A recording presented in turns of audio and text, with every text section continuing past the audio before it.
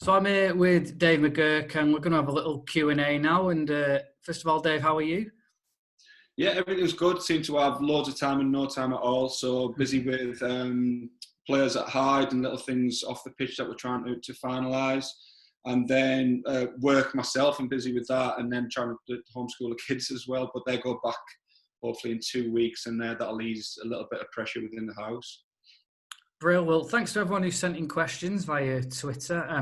A lot of the questions are kind of around the same things. So you've got the Rothwells, George and Thomas, Dean Ashton, Mark Brown, Simon Moore, and Maurice Stafford as well, and Andrew Gill, all kind of asking the same question around recruitment and last season's squad. How confident are you keeping them all? And has this crisis affected your recruitment? So at the end of the season, we had 16 players with us. That was including long-term injuries, and we're hopeful on keeping most of them. 11 players have committed for next season verbally. It's a non-contract situation though, so we can't. I say we can't. We can come out and announce it, but I just think it's premature to do so because it's going to be a while before the season starts, and players could change their mind, but.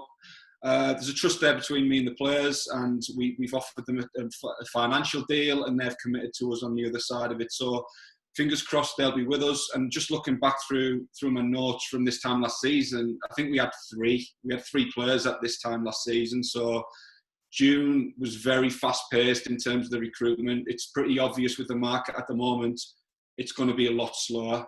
So I've got, within the 16 players, 11 committed. There's one rejected, two looking at potential other offers.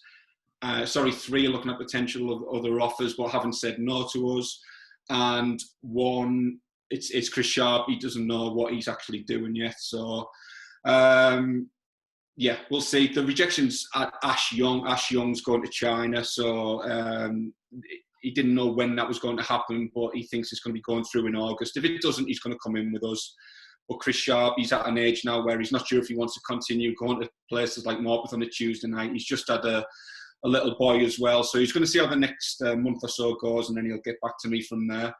In terms of recruitment, I'm pretty much on every day with different players. There's hopefully one or two we can get over the line next week. But again, we may not announce them because it is just leaving yourself wide open. I'll have a chat with the staff and the board in terms of what they want to do with the announcement, because we want to get the news to the fans. This is the fans, this close season, they want to hear about new signings.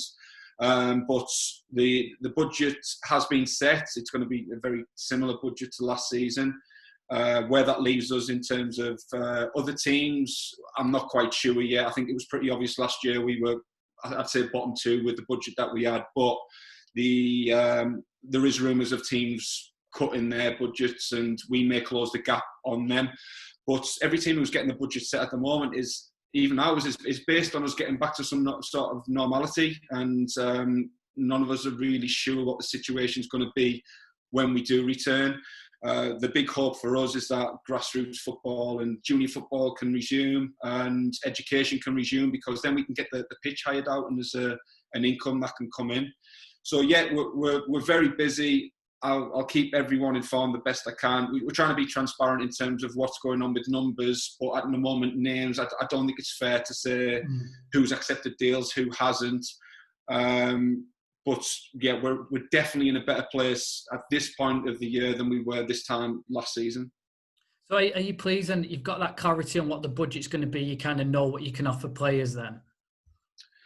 Yeah, the board have been brilliant in terms of clarifying that. But even when I am offering the players deals, it is, look, this is based on if we are playing in front of crowds, because we're not getting much help at the moment from the FA in terms of guidance and what's going on next season, probably because they don't know. There's strong rumours that the Premier League and the Championship are going to be playing behind closed doors for the full season next season, which again, we don't know where that's going to leave us. So all we can do is prepare the best we can, because all the season was starting as normal. And then we're probably going to have to take it week by week. But I'm confident Hyde will be in a good place, because we've got no real outgoings that are going to hurt us. if the season does get delayed for any reason, then we're not going to come out of it. If clubs start going bust, which is going to be disastrous if that happens in English football, we certainly won't be one of the first ones to do that. We're in a secure place at the moment. And the longer it goes on for, there's going to be different scenarios. Like I said, if we get the pitch hired out, we're going to keep building a little pot of money. If we don't, there's minimal amounts that are going out. I think that'll be reassuring for fans to hear, certainly on the financial situation, that we are pretty steady in that sense. And I suppose, like you say, because we're quite tightly run and other clubs are having to cut the cloth, it leaves us probably in a better position than some, doesn't it? Yeah, but I just don't know what other clubs have got in terms of outgoings. And we're talking about different levels, League One, League Two. Yeah, I think even in our league, there's some clubs with 14, 15, 16 contracted players for next season. Now, I don't know how that works. There's just so many ifs and buts at the moment in terms of crowds and about streaming games. We just don't know where we're at. So all we can do, we're blind really at the moment for what the future looks like. But all we can do is prepare as though the season is going to start on time. And then if it doesn't, just taking it week by week. The main focus for us is we don't get caught short with anything. So there's a lot of preparation work going into as many scenarios as possible. The main one being the season starting on time. Yeah, and I suppose as well in terms of you announcing signings that you don't want to show your hand too early, do you, in that sense? Because somebody, like you say, can just know there's only been a verbal agreement as such and come in and maybe speak to that player. Yeah, it works both ways, and that's something we're going to look at because you can sort of tie the play. There is some characters and players out there you sort of tie down with that commitment. When we announce it, they're not going to be looking elsewhere, but there is other players who other managers won't be aware of. And if you announce this signing and everyone knows no one signed any paperwork yet, someone could come and blow us out the water with an offer that we can't match.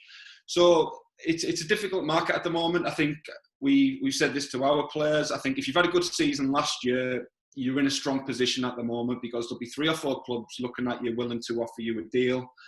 But in a month or 2 time, I strongly believe it's going to be a manager's market. I think there's going to be an awful lot of players out there. I think some clubs will have already tied their money up. We have got to be patient with it because we're not one of the biggest spenders in the league. I've spoke with numerous players this week who've already done deals with teams that we can't afford to match, going even the leagues below, and you do wonder where this money's coming from and why some clubs are announcing these deals. But we'll just stick to what we believe in, and so we've got a good nucleus. That was my main aim. That was my priority in the close season, to get the nucleus from last season. I'm confident and hopeful on 2 or 3 more within that group, and then looking to get 5 or 6 players in. We're strongly pushing for 1 or 2 that I believe will be key players and key positions for next season.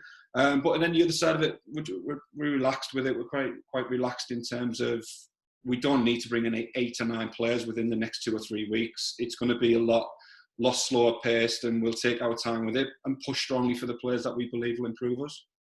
Yeah, that ties into a good question that Terry White sent in, where he says, have EFL clubs issued their retain list yet? And do you and John have as much information as you usually have as to which players are available?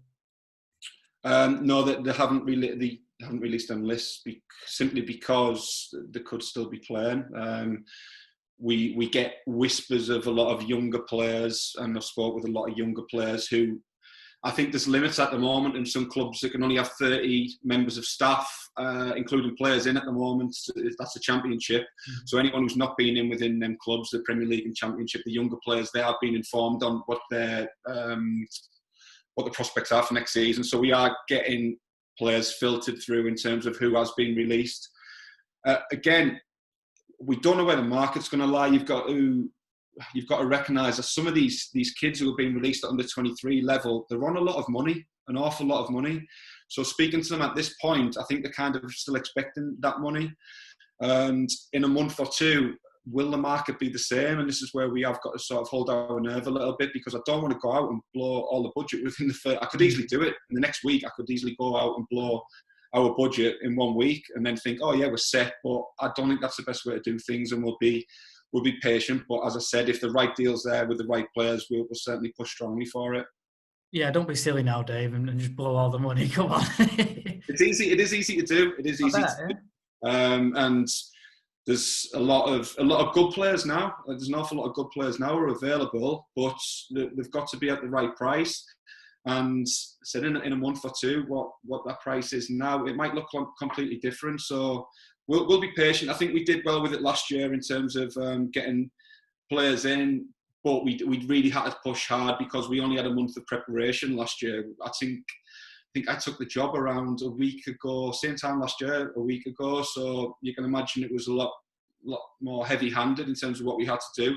Where this time round, we've been preparing for pretty much since January. We've got a good awareness of what players are in the market on the under-23 side, and then we've got a good awareness of the players around the area and who's available. So I've spoke with, we're well into double figures with the amount of people who I've spoke to, but I can't make concrete offers at the moment, mainly because I just need to see a little bit more information in terms of when we think we'll be back in. We had a question as well of Adam Jones, who used to play for Hyde and Mosley, Stalybridge. He's been at them all, and now he's managing Stockport Town. And very nice message as well. He says that he's openly stated that TY is probably the best coach I've played under. I don't know what he's after, but there we go. He says, which modern day manager or coach do you get inspiration from, and what are the two most important things to remember when growing as a young manager? Because obviously he's in his first managerial job as well. Yeah, I can't offer that advice in terms of growing as a young manager. I've only been doing it a season myself. Veteran now, Dave. What I did learn last season was it's trying to stay level-headed as much as possible and learning from wins or defeats. And I think we did that well. We took some heavy defeats last year, but we went away and we knew what we had to do. We always knew what we had to do, and there was probably 2 occasions where I went in and hammered the players after defeats, and then I went away and looked at it and thought, you know what, it's my fault. That's my fault, and I'll sort that out with the staff. I shouldn't be going in and hammering young players when I'm putting them in these situations, knowing they've lost confidence. So I'll always take that responsibility going forward. And it was always never getting carried away with wins and never getting too despondent over defeats, because when you watch it back, you always learn. Look, we've won a game of football. I look back at, I only watched it last week again. We beat Lancaster 5-2. But there was a whole load of stuff that didn't go right, and you can't just brush that under the carpet. But likewise with defeats, exactly the same, where you can learn the good parts from it and try and improve the negatives. Coach and inspiration, I think it's a common theme among young coaches now. Bielsa and Leeds. I'm fascinated, absolutely fascinated by his methods, and I was studying what he was doing long before he came to Leeds. It's been a good opportunity for me towards the back end of the season. We were getting games called off, and I'm 10 minutes down the road, so I was getting tickets for the Leeds games and just studying what he does, and then trying to work out how he gets that into his players with his training methods. So there's some brilliant conferences on him. There's some brilliant training drills that he puts on. Just trying to soak it all in. It's what he does is very difficult to do at part-time, because it's really, really intense with his players. But there is small snippets that you can take out of it. But I love watching and meeting new coaches and managers. And the biggest inspiration in terms of meeting a manager was probably Danny Cowley. Me and John have been over there quite a few times to Lincoln and then to Huddersfield. And the main points when I first met him was, what did you do at a part-time level? Because everyone sees the success that the Cowley brothers have had recently, but yeah, I looked at the record, and every year they've improved. The position has improved every year, whether it be with the same club or the next club. So I was just asking what their methods were at a part-time level, and I've got no problem in saying that I come back after my first meeting and sat down with Darren at the time, and I asked Darren, can I implement some of this into our training? And I think there was a huge upturn in our form. It was the middle of the first season, yeah. We recruited well with players like Paddy Miller coming in, Lawrence Hunter. I can't think who else at the time, but the training, we turned training around a little bit as well. And then I think we did really kick on from there. So it was a second season. That was my second season. Yeah. Well, hopefully we won't do a Leeds and blow up in March if we ever do that. Or you'll be sitting on a cool box drinking coffee. No, he's that's what I mean. He's very intense in his work, and sometimes you can look for that, but he says it's nothing to do with the work that he does. It's just the way results go. So yeah, obviously, it's I presume then from what you said, you're ready to hit the ground running whenever we can get going now, and everything's settled. So a bit more settled than pre-season last year, even though we got off to a good start. I'm guessing like you know exactly how it's going to go in pre-season. Yeah, I won't lie. At times, the first few training sessions were very tough last year because we didn't have any players, and we had an awful lot of trialists in, which there's no problem in that, and we'll do the same again this year in terms of getting trialists in. But we didn't feel like a group or a team, and I had to pull 5 or 6 of the lads. I think it was Jordan Fagbola, Cal Brown, Neil Pratty, Daishi. Harry Benz was there at the time, or he was due to sign, and it was look, stick with us. It doesn't matter what we look like in this first 2-3 weeks. It's what matters come the first game of the season. And then we played our first pre-season game against Colne, and we drew 1-1, but they battered us, absolutely battered us. So it was stressful. I won't lie, it was stressful, and you do start getting concerned about how it's going to look. But we were true to what we said. It doesn't matter what we looked like the first day of pre-season. It mattered on the last day. And we did get off to a very good start because of the group that we got together and started to bond over the last 2-3 weeks of the pre-season. And then it got us off to a flying start, which gives us a real platform because as a manager, the staff, I think we needed that belief about the group because there was an awful lot of young lads in there. And if we didn't get off to that good start, it could have spiralled. So I'm glad we did it. And like I said, we're in a better position now than we were last time. So fingers crossed we can get off to a flying start whenever that may be. Yeah, and obviously team spirit will be key again. Hopefully you'll have the nucleus of the lads that you had last year, and team spirit's everything really. It can get you probably 10 extra points, can't it? I think it did last season, yeah. I think it did last season, and it was important for me to keep the group together because of that. One, there's ability as well, and the effort that the lads put in, but the main part of it was we've got a very good dressing room, and even the players that we're looking to bring in, we're running character checks on these players.